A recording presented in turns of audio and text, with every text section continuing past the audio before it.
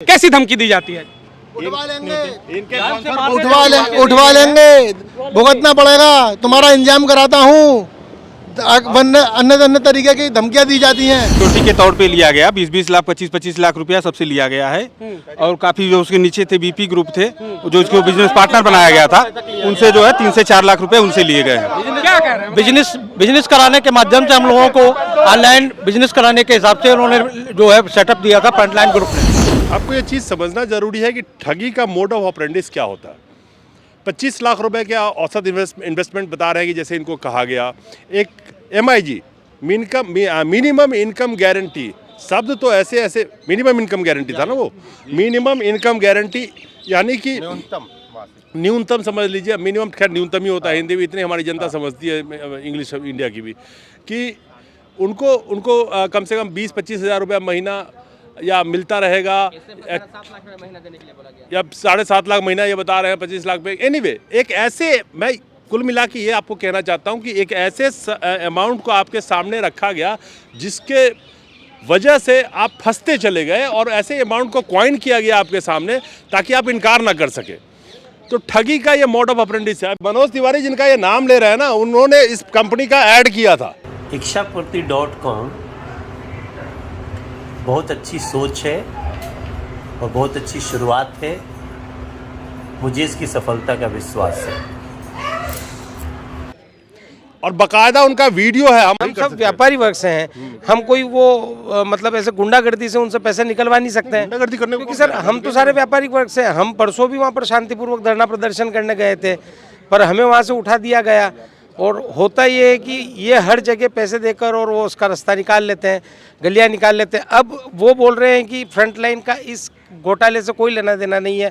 और हमें काफ़ी सारी चीज़ें बाद में पता लगी।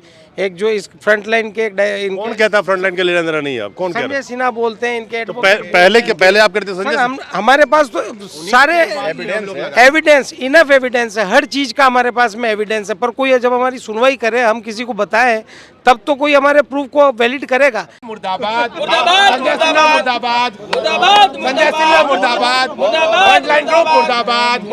संजय सिन्हा कौन है, किस मांग को लेकर यहाँ पर प्रदर्शन कर रहे हैं? देखिए, संजय सिन्हा हमारे इच्छा पूर्ति ग्रुप के चेयरमैन थे और फ्रंटलाइन ग्रुप के भी चेयरमैन है।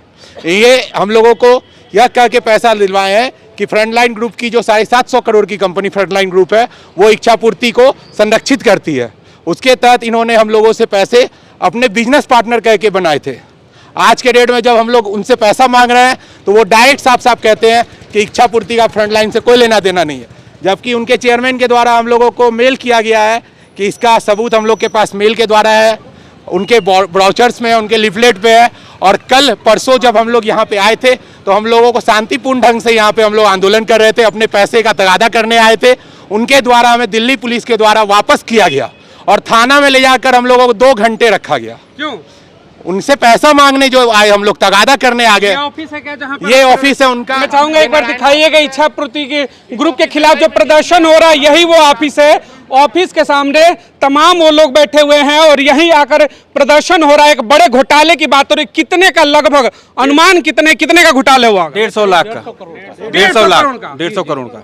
किस तरीके से आप लोगों से क्या कैश लिया गया था? हम लोगों को जो है ये एज ए सिक्योरिटी के तौर पे लिया गया 20-20 लाख 25-25 लाख रुपया सबसे लिया गया है।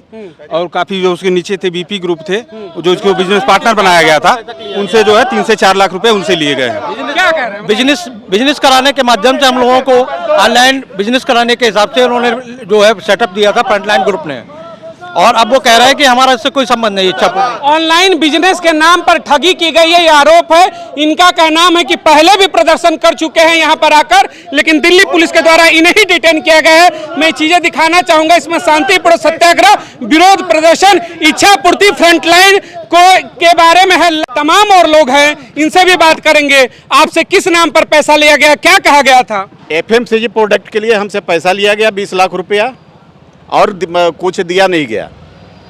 और हम लेने के बाद कुछ नहीं मिला? हाँ, कुछ नहीं मिला। और हम लोगों ने बैंक अकाउंट में इनका पैसा दिया है, कोई कैश नहीं दिया, बैंक से ट्रांसफर किया। जब आप वापसी की बात करते हैं तो क्या कहा जाता है?